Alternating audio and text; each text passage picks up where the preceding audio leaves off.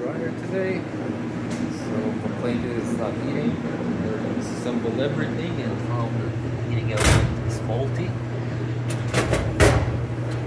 And we'll be installing the new heating element